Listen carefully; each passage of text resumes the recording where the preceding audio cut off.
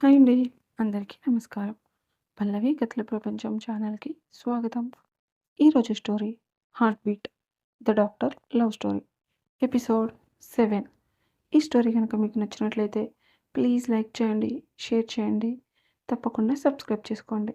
మీ విలువైన అభిప్రాయాలను కామెంట్ రూపంలో తెలియచేయండి. ఎవరైనా మన ఛానల్‌ని ఫస్ట్ టైం చూస్తుంటే గనుక ప్లీజ్ అండి సబ్స్క్రైబ్ చేసుకొని చూడండి. ఇక ఆలస్యం చేయకుండా స్టోరీలోనికి వెళ్ళిపోదాం. రోజు సార్‌కి ఫిజియోథెరపీ చేయాలి. అంతే కదా! అది నేను చూసుకుంటాను. అంత మాత్రం దానికి మీ ఇంట్లో ఉండడం ఎందుకు? అని మెల్లగా అంటుంది. వరుణ్ తన కారు తీసుకువెళ్ళి హాస్పిటల్ ముందు ఆపడంతో మేఘన కారు దిగి లోపలికి వెళ్తుంది. మేఘన రౌండ్స్‌కి వెళ్ళి అక్కడ ఉన్న పేషెంట్స్‌ని చెక్ చేసి అక్కడ నుండి తన రూమ్‌కి వస్తుంది. సిస్టర్ మేఘన రూమ్‌కి వచ్చి డాక్టర్ మిమ్మల్ని డాక్టర్ కిరణ్ గారు రమ్మంటున్నారు అని చెప్పడంతో మేఘన కిరణ్ క్యాబిన్‌కి వెళ్ళి డోర్ నాక్ చేస్తుంది. కిరణ్ కమిన్ అని అనడంతో మేఘన కోపంగా లోపలికి వెళ్ళి కిరణ్ వైపు చూస్తూ ఉండడంతో కిరణ్ అనుమానంగా చూస్తూ ఏమైంది మేఘన? ఎందుకు అలా ఉన్నావు? అని అనుమానంగా అడుగుతారు. మేఘన కొంచెం గట్టిగా మాట్లాడుతూ నేను మోహన్ సార్ వాళ్ళ ఇంటికి వెళ్ళలేను సార్. సార్‌కి ట్రీట్మెంట్ చేయడానికి మీరు ఇంకెవరినైనా పంపించండి అన్నట్టు మర్చిపోయాను. ఎవరైనా మేల్ డాక్టర్ ఉంటే పంపించండి. అందరికీ మంచిది అని అంటుంది. కిరణ్ ఏమైంది మేఘన? నిన్నక్కడ ఎవరైనా ఏమైనా అన్నారా? అని అడుగుతాడు. మేఘన ఎటకారంగా నన్నేమంటారు సార్? నన్నెవ్వరూ ఏమీ అనలేదు. కాకపోతే ఆ ఇంట్లో పెళ్లి కాని అబ్బాయి కోసం అమ్మాయిలందరూ క్యూ కడుతున్నారు కదా! అందుకే. మళ్ళీ మీరు లేడీ డాక్టర్‌ని పంపించారనుకోండి కాంపిటీషన్ పెరిగిపోతుంది అని ఎటకారంగా అంటుంది. కిరణ్ చిన్నగా నవ్వుతూ శారదా మేడం ఏమైనా అన్నారా? అని అడుగుతాడు. మేఘన కోపంగా చూస్తూ ఆవిడ గురించి మీకు ముందే తెలుసు కదా! నన్నెందుకు పంపించారు? అని అడుగుతుంది. కిరణ్ నువ్వు అక్కడికి వెళ్ళడానికి నాకు ఎలాంటి సంబంధం లేదు. మోహన్ సార్‌ని చూసుకోవడానికి వరుణ్ సార్ నిన్ను అపాయింట్ చేశారు. అలా అని చెప్తే నువ్వు వెళ్ళవు అని నేను ఇంత డ్రామా ఆడాల్సి వచ్చింది అని అంటాడు. మేఘన కోపంతో ఊగిపోతూ ఇప్పుడు మాత్రం వెళ్తానని ఎలా అనుకుంటున్నారు? నేను ఆ ఇంటికి వెళ్ళలేను. మీరు వరుణ్ సార్‌కి ఎలాగోలా అర్థమయ్యేలాగా చెప్పండి అని అంటుంది. వరుణ్ డోర్ దగ్గర నుంచొని అంతేనా? ఇంకా ఏమైనా చెప్పాలా? అని కొంచెం గంభీరంగా అడుగుతాడు. మేఘన వెనక్కి తిరిగి అక్కడ వరుణ్ కనిపించడంతో భయంగా చూస్తూ మీరేంటి సార్ ఇక్కడ? అని మెల్లగా అడుగుతుంది. వరుణ్ యాటిట్యూడ్‌గా మేఘన వైపు చూస్తూ వెళ్ళి చైర్‌లో కూర్చొని ఇప్పుడు ఇది ఓపీ టైం కదా! పేషెంట్‌ని అక్కడ కూర్చోబెట్టి నువ్వు ఇక్కడికి వచ్చి ఉప్పర్ మీటింగ్ పెడుతున్నావా? అని గంభీరంగా అడుగుతాడు. మేఘన కొంచెం భయంగా కిరణ్ సార్ రమ్మంటే ఇక్కడికి వచ్చాను సార్ అని మెల్లగా అంటుంది. వరుణ్ కోపంగా చూస్తూ కిరణ్ పిలిచాడు అని తెలిసినప్పుడు ఎందుకు పిలిచాడో కనుక్కోకుండా సంబంధం లేని టాపిక్ ఎందుకు డిస్కస్ చేస్తున్నావు అని అడిగేసరికి మేఘన కంగారుగా సార్ మీ అమ్మమ్మ గారికి నేను రావడం ఇష్టం ఉన్నట్టు లేదు. పెద్ద ఆవిడని ఎందుకు ఇబ్బంది పెట్టడం? మన హాస్పిటల్లో మేల్ డాక్టర్స్ చాలామంది ఉన్నారు కదా! వాళ్ళల్లో ఎవరినో ఒకరిని అపాయింట్ చేయండి అని మెల్లగా అంటుంది. వరుణ్ కోపంగా చూస్తూ ఎవరికి ఏ పని అప్పగించాలో నాకు బాగా తెలుసు. అక్కడ ఉన్నది నా ఫాదర్. మా అమ్మమ్మకు నచ్చలేదని మా డాడీని ఇబ్బంది పెట్టలేను. ఎవరిని పడితే వాళ్ళని ఆయన దగ్గర అపాయింట్ చేయలేను. నేను ఒక నిర్ణయం తీసుకున్న తర్వాత ఎవరు చెప్పినా వినను. నీకేమైనా ఇబ్బందిగా ఉంటే నాకు చెప్పు. నేను సాల్వ్ చేస్తాను. అంతేకాని అంతకు మించి నాన్‌సెన్స్ మాట్లాడకు అని గంభీరంగా అంటాడు. వరుణ్ కిరణ్ వైపు చూస్తూ తనని ఎందుకు పిలిచావు? అని అడిగేసరికి కిరణ్ ఒక ఫైల్ చూపిస్తూ ఈ పేషెంట్‌ని మేఘన డీల్ చేసింది. ఆ పేషెంట్‌కి ఇప్పుడు పూర్తిగా క్యూర్ అయిపోయింది. డిశ్చార్జ్ చేయాలి. దానికోసం మేఘన సైన్ కావాలి. అందుకే పిలిచాను అని అంటాడు. వరుణ్ కొంచెం గంభీరంగా సైన్ చేసి నీ రూమ్‌కి వెళ్ళు. నీ కోసం పేషెంట్స్ వెయిట్ చేస్తున్నారు అని చెప్పేసరికి మేఘన కొంచెం కంగారుగా పెన్ తీసుకొని కామ్‌గా ఫైల్ మీద సైన్ చేసి అక్కడ నుండి తన రూమ్‌కి వెళ్తుంది. మిగిలిన మేఘన తన రూమ్‌కి వెళ్ళి వరుణ్‌ని బండబూతులు తిట్టుకుంటూ దేవుడా! ఏంటి నా పరిస్థితి? ఆ ఇంటికి వెళ్తేనేమో ఆవిడ ఏదో దొంగను చూసినట్టు చూస్తుంది. నేను వెళ్ళను అంటేనేమో ఈ మహానుభావుడు అస్సలు వినడం లేదు. ఇప్పుడు నేనేం చేయాలి అని అనుకుంటూ ఉండగా సిస్టర్ వచ్చి డాక్టర్ పేషెంట్స్ వెయిట్ చేస్తున్నారు. పిలవమంటారా అని అడుగుతుంది. మేఘన తల బాదుకుంటూ పిలవండి. నా మూడ్ బాగోలేదని వాళ్ళని ఇబ్బంది పెట్టడం కరెక్ట్ కాదు అని అనడంతో ఆ సిస్టర్ ఒక్కొక్క పేషెంట్‌ని లోపలికి పంపిస్తూ ఉంటుంది. మేఘన తన చిరాకుని పక్కన పెట్టి వచ్చిన పేషెంట్స్‌తో చక్కగా మాట్లాడుతూ వాళ్ళ ప్రాబ్లమ్ ఏంటో తెలుసుకొని వాళ్ళకి ట్రీట్మెంట్ చేస్తూ ఉంటుంది. ఒక బామ్మ లోపలికి వచ్చి మేఘనాని చూసి, డాక్టర్ బాగా కాళ్ళు నొప్పులుగా ఉంటున్నాయి. నడవడానికి కూడా అవ్వడం లేదు అని చెప్తుంది. మేఘన చిన్న చిరునవ్వుతో ఆమెను చెక్ చేసి కొన్ని మెడిసిన్స్ రాసి, ఎక్కువ వర్క్ చేయకుండా ఒక 1 వీక్ రెస్ట్ తీసుకోండి బామ్మ. మెల్లగా సెట్ అవుతుంది అని చెప్తుంది. మేఘన అంత ఆప్యాయంగా మాట్లాడడంతో ఆ బామ్మ మేఘన వైపు చూస్తూ, చాలా చక్కగా ఉన్నావమ్మా. అడిగిన ప్రతిదానికి చాలా ఓపికగా సమాధానం చెప్తున్నావు. నా మనవడు అమెరికాలో ఉద్యోగం చేస్తున్నాడు. చాలా అందంగా ఉంటాడు. నువ్వు వాడిని పెళ్లి చేసుకుంటావా? అని అడుగుతారు. మేఘన అయోమయంగా చూస్తూ, వద్దులేండి బామ్మ. నన్ను పెళ్లి చేసుకుంటే మీ మనవడు పారిపోతాడు. నా అల్లరి తట్టుకోలేక ఇండియాలో పొరపాటును కూడా అడుగే పెట్టడు అని నవ్వుతూ అంటుంది. ఆ బామ్మ కూడా నవ్వుతూ మేఘన బుగ్గలు లాగుతూ చలాకీ అయిన పిల్లవే అని అనుకుంటూ అక్కడి నుండి వెళ్ళిపోతారు. లంచ్ టైం అవ్వడంతో సిరి మేఘన రూమ్‌కి వచ్చి, ఇంకా ఎంతసేపు? లంచ్ చేసొద్దాంరా అని పిలుస్తుంది. మేఘన ఒక 2 నిమిషాలు ఆగు.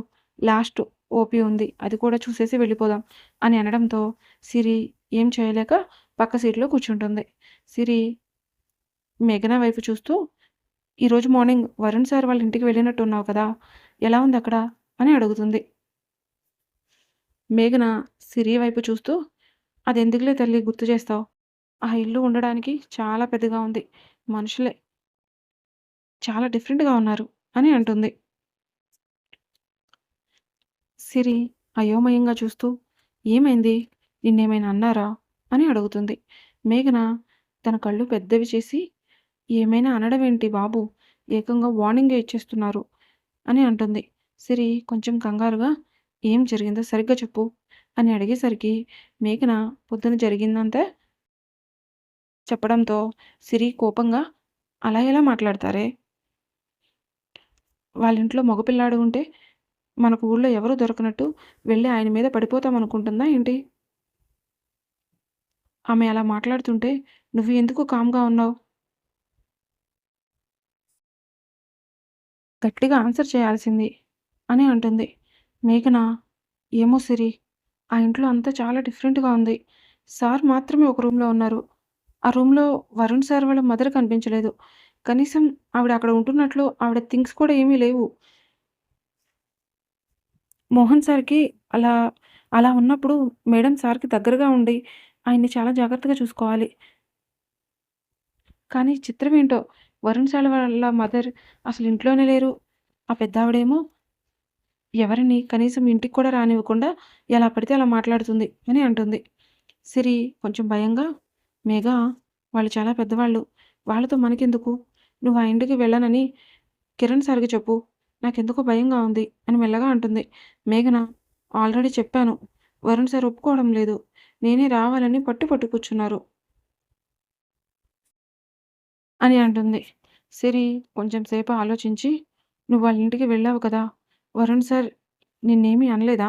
అని అనుమానంగా అడిగేసరికి, మేఘన కోపంగా చూస్తూ, "నువ్వేం అడగాలనుకుంటున్నావో డైరెక్ట్‌గా అడుగు. ఈ డొంక తిరుగుడెందుకు? సార్‌కి క్లియర్‌గా అర్థమయ్యే విధంగా చెప్పాను.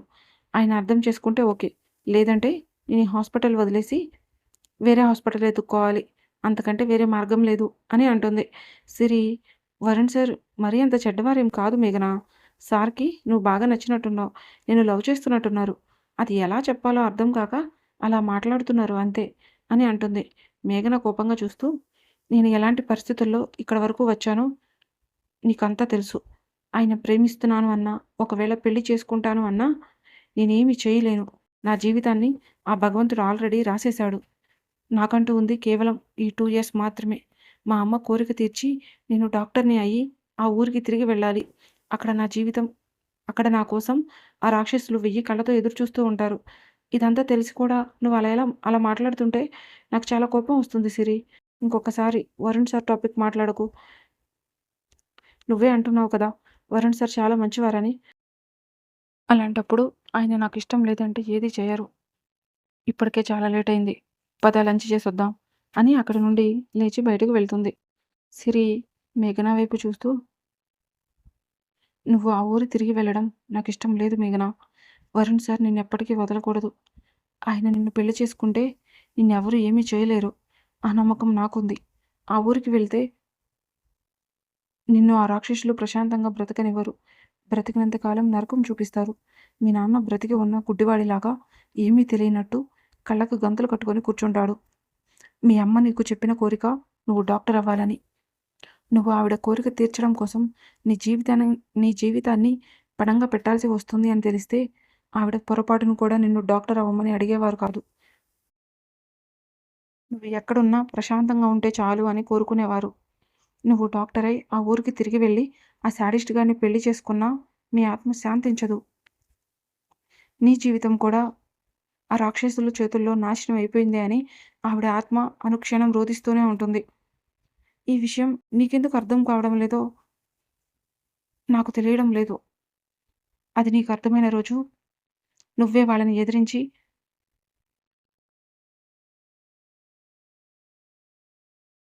నీ అంతట నువ్వే బయటికొస్తావు. ఆ రోజు కోసం ఎదురుచూస్తూ ఉంటాను అని అనుకుంటూ మేఘన వెనకే బయటకు వెళ్తుంది. మేఘన క్యాంటీన్‌లో కూర్చొని భోజనం చేస్తూ ఉంటుంది.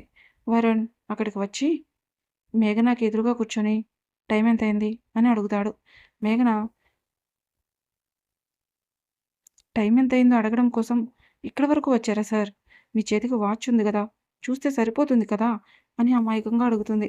వరుణ్ మేఘనాని చంపేసేలాగా చూడడంతో సిరి మేఘన కాలు తొక్కి కొంచెం కామ్‌గా ఉండు అని సైగ చేసి వరుణ్ వైపు చూస్తూ 3 అవుతుంది సార్ అని మెల్లగా అంటుంది. వరుణ్ కొంచెం గంభీరంగా లంచ్ చేయకుండా ఇప్పటి వరకు ఏం చేస్తున్నారు? అని అడుగుతాడు. మేఘన ఈరోజు ఓపీ ఎక్కువగా ఉన్నాయి సార్. అవన్నీ కంప్లీట్ అయ్యేసరికి ఈ టైం అయింది అని మెల్లగా అంటుంది. వరుణ్ చాలా యాటిట్యూడ్‌గా వచ్చిన పేషెంట్‌కి ట్రీట్మెంట్ చేయించి పంపిస్తే టైం సరిపోతుంది. అలా కాదని ప్రతి ఒక్కరితో ఉప్పర్ మీటింగ్ పెడితే ఇలాగే 1 అవర్‌లో అవ్వాల్సిన పని 2 అవర్స్ పడుతుంది అని అంటాడు.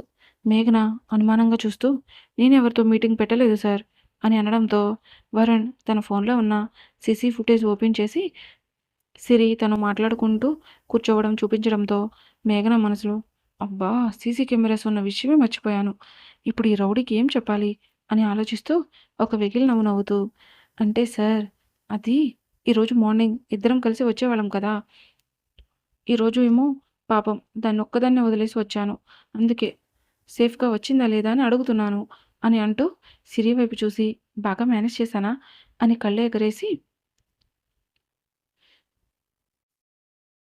అడుగుతుంది. సిరి మేఘన ఫేస్ చూసి థూ అని అనడంతో మేఘన అమాయకంగా వరుణ్ వైపు చూస్తుంది. వరుణ్ నీకు నేను మరీ అంత ఎర్రిపప్పలాగా కనిపిస్తున్నానా? అని అడిగేసరికి మేఘన లేదు సార్ కనిపించడానికైతే బాగానే కనిపిస్తున్నారు. కానీ కొంచెం సేపు మాట్లాడితే మాత్రం ఖచ్చితంగా కనిపెట్టేస్తారు అని అంటుంది. వరుణ్ కోపంగా చూస్తూ నీకసలు నేనంటే కొంచెం కూడా భయం లేదు కదా! సరే అయితే రేపటి నుండి 2 తర్వాత నువ్వు క్యాంటీన్‌లో కనిపించావనుకో అప్పుడుంటుంది నీకు అని చెప్పి వెళ్ళబోతూ వెనక్కి తిరిగి అన్నట్టు మర్చిపోయాను. ఇప్పుడు నువ్వు వాగిన చెత్త వాగుడు ఖచ్చితంగా పనిష్మెంట్ ఉంటుంది. నీ లంచ్ కంప్లీట్ చేసి నా క్యాబిన్‌కొచ్చి కలువు అని అక్కడి నుండి వెళ్ళిపోతాడు. సిరి మేఘన నెత్తి మీద ఒకటి పీకి నేను కామ్‌గా ఉండమన్నాను కదా! అయినా ఎందుకే అలా వాగుతున్నావు? ఒక్క 2 నిమిషాలు కూడా మౌనంగా ఉండలేవా? వరుణ్ సార్ మన హాస్పిటల్‌కి డీన్. ఆయన తలుచుకుంటే నువ్వు ఈ హాస్పిటల్‌లో ఒక్క నిమిషం కూడా ఉండలేవు. అలాంటిది ఆయనతో అలా మాట్లాడతావేంటి? అని అడిగేసరికి మేఘన తన ఫుడ్ తింటూ ఆయన డీన్ లాగా బిహేవ్ చేస్తే నేను కూడా నా హద్దుల్లో ఉండేదాన్ని. ఆయన ఇష్టం వచ్చినట్టు డేటింగ్ అని రిలేషన్ అని అడగొచ్చు. నేను మాత్రం ఏమీ అనకూడదు అని అంటూ నోరు మూసుకొని తిను. మళ్ళీ ఆ రౌడీ క్యాబిన్‌కి వెళ్ళాలంట. అతనితో ఆర్గ్యూ చేయడానికన్నా కొంచెం ఓపిక ఉండాలి కదా! అని అంటుంది. సిరి అయోమయంగా చూస్తూ సార్ రమ్మనేది నిన్ను, ఆర్గ్యూ చేసేది నువ్వు. నాకెందుకు ఓపిక కావాలి? అని అడుగుతుంది. మేఘన చిన్నగా నవ్వుతూ బుద్ధున్నంత వరకు ఆయన రూమ్‌కి ఒంటరిగా వెళ్ళకూడదు. ఆ విషయం నాకు మార్నింగే అర్థమైంది. కాబట్టి నువ్వు కూడా నాతో పాటు రా. ఇద్దరం కలిసి వెళ్దాం అని అంటుంది. సిరి తన తల బాదుకుంటూ, ఇందాకేమో నోటికి వచ్చినట్టు వాగడం ఎందుకు? ఇప్పుడు భయమేసి నన్ను తోడు తీసుకువెళ్ళడం ఎందుకు? నీ పిచ్చి గాని నేను వచ్చినా సార్ నిన్ను వదిలిపెట్టాలిగా అని నవ్వుతూ అంటుంది. మేఘన కోపంగా చూస్తూ, నువ్వు నవ్వకు. అసలే మార్నింగ్ నుండి పిచ్చ మంటలో ఉన్నాను. ఇప్పుడు నువ్వు నవ్వావనుకో నిన్ను తగలపెట్టేస్తాను అని అంటుంది. సిరి మేఘన నెత్తి మీద ఒకటి పీకి, బల్లికి బొద్దింకకి భయపడి చస్తావు. నీకున్న భయానికి నువ్వు డాక్టర్ ఎలా అయ్యావో నాకిప్పటికీ అర్థం కాదు. అలాంటిది నువ్వు నన్ను తగలపెట్టేస్తావా? నోరు మూసుకొని తిను. ఇంకా లేట్ అయితే సార్ తిడతారు అని అంటూ హ్యాండ్ వాష్ చేసుకోవడానికి వెళ్తుంది. ఈ రోజుకి స్టోరీ ఇక్కడితో ముగిసింది. మరలా నెక్స్ట్ ఎపిసోడ్‌తో కలుసుకుందాం. మీకు గనక ఈ స్టోరీ నచ్చినట్లయితే ప్లీజ్ లైక్ చేయండి, షేర్ చేయండి, సబ్స్క్రైబ్ చేసుకోండి. మీ విలువైన అభిప్రాయాలను కామెంట్ రూపంలో తెలియజేయండి. Thank you for watching.